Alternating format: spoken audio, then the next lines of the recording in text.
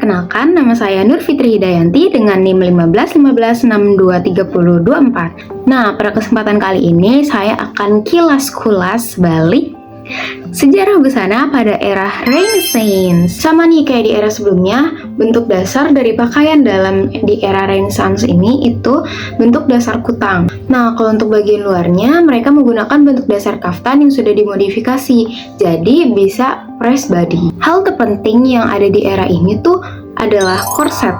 Mereka menggunakan korset untuk membentuk tubuhnya. Nah, pada zaman sekarang juga korset masih populer loh. Bahkan zaman sekarang tuh korset sudah dimodifikasi dengan banyak bentuk dan warna, jadi kayak lebih beragam. Selain itu juga mempunyai fungsi sebagai hiasan.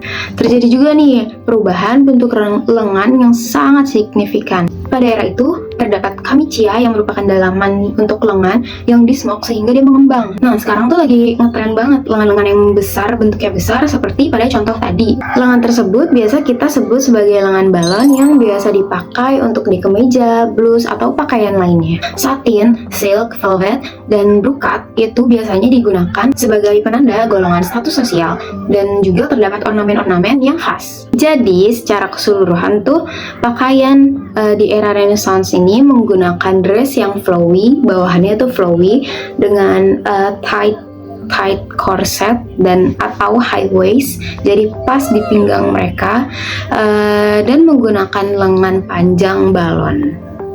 Oke, sekarang kita masuk ke aksesoris yang ada di era ini. Kalian tuh pernah lihat gak sih aksesoris seperti ini? Hiasan kepala yang ada di depan itu dan bentuk rambut yang bergelombang itu merupakan salah satu ciri khas di era ini. Ada juga nih aksesoris rambut yang bernama trinzel yang mirip banget kalau di era sekarang tuh sering dipakai untuk orang-orang wedding. Jadi para wanita, mempelai wanitanya menggunakan semacam hairnet yang panjang dan terdapat jaring-jaring di belakangnya. Lanjut ke alas kaki.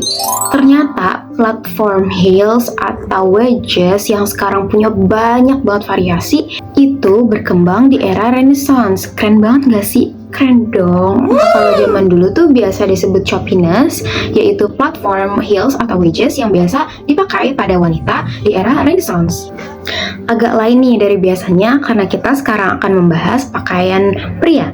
Pakaian bawah pria itu menggunakan hose yang bentuknya seperti legging dan di atasnya itu sekitar di atas lutut mereka menggunakan bahan lagi yang biasanya puffy, mengembang. Kalau di era sekarang tuh kira-kira apa ya yang bentuknya kayak gitu?